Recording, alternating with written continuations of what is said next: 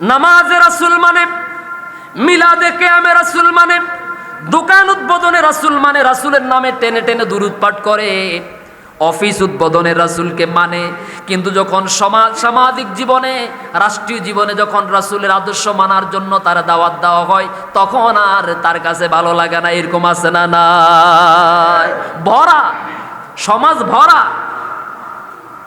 সে শুধুমাত্র রাসূলকে নামাজে আল্লাহুম্মা সাল্লি আলা মুহাম্মদ বলে, কি বলে না?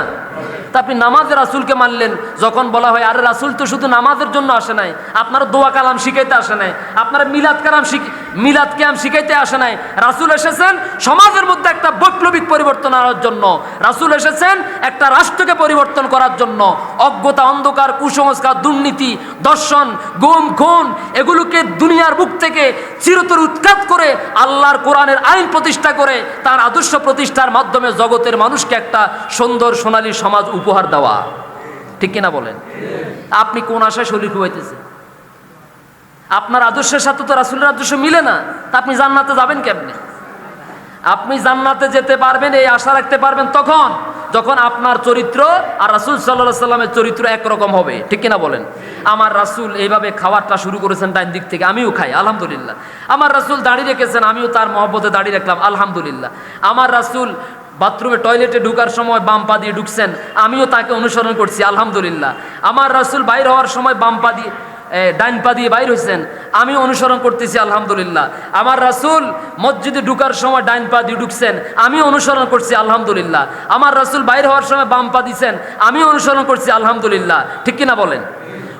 তাহলে বোঝা যাচ্ছে যে যেমন নামাজের শুরু থেকে শেষ পর্যন্ত এই যে ধরনটা, নামাজের যে সিস্টেম, যে ধরন, যে রকম, এটা কি কোনো হুজুরের বানানো নাকি রাসূল সাল্লাল্লাহু আলাইহি সাল্লামের দেখানো না?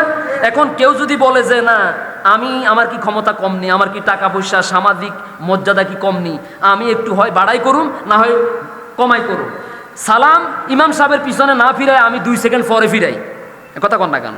অথবা ইমাম সাহেব সালাম ফিরানোর 2 সেকেন্ড আগে আমি ফিরে এলাম, ইমাম সাহেব এখনো রুকুতে, আমি 1 সেকেন্ড আগে উঠে গেলাম। এই যদি একটু ফাইজলামি করেন, 1 সেকেন্ড আগ অথবা পরে যদি ফাইজলামি করেন, আপনার নামাজ কি হওয়ার সম্ভাবনা আছে? বুঝে নিয়েন। আর ভাইয়েরা, পূর্ণাঙ্গ নামাজের ভিতরে রাসূল কারীম সাল্লাল্লাহু আলাইহি সাল্লামকে অনুসরণ করলে নামাজ হবে, আর যদি এক চুল পরিমাণ অনুসরণ না করেন নামাজ হবে না। ঠিক কিনা বলেন? ঠিক তেমনিভাবে নামাজে যেভাবে অনুসরণ করলেন, সমাজেও নামাজের অনুসরণের মাধ্যমে আল্লাহ আপনাকে শিক্ষা দিয়েছেন, নামাজে আমার রাসূলকে যেভাবে অনুসরণ করো, সমাজেও রাসূলকে সেভাবে অনুসরণ করো, ফাইজলামি করিও না। কি বুঝাতে পেরেছি এই পর্যন্ত? নামাজে যে রাসূলকে নেতা মানো, সমাজেও সেই রাসূলের আদর্শকে মানো। সুবহানাল্লাহ কোন? তাহলে তোমরাই আগামী দিনে একটা সুন্দর সোনালী সমাজ উপহার দিতে পারবে, ক্ষুধা, দারিদ্র, দুর্নীতিমুক্ত একটা দেশ উপহার দিতে পারবে, যেমন দিয়েছেন মুহাম্মদ রাসূলুল্লাহ সাল্লাল্লাহু আলাইহি সাল্লাম। আল্লাহ আমাদেরকে বুঝার তৌফিক দান করুন। রাসূল সাল্লাল্লাহু আলাইহি সাল্লামের প্রশংসা গোটা দুনিয়ার মানুষ প্রশংসা করে কার? জোরে বলেন না। গোটা দুনিয়ার মানুষ প্রশংসা করে আল্লাহর, আর আল্লাহ রাব্বুল আলামিন প্রশংসা করেন মুহাম্মদুর রাসূলুল্লাহ সাল্লাল্লাহু আলাইহি সাল্লামের। ঠিক আছে না স্যার?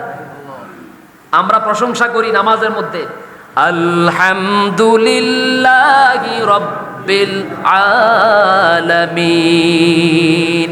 সমস্ত প্রশংসা জগৎ সমূহের প্রতিপালক আল্লাহর জন্য। কার জন্য? দৈনিক 5 ওয়াক্ত নামাজ সহ গোটা পৃথিবীর শত শত মুসলমান ইমানদাররা যখন নামাজে দাঁড়ায়,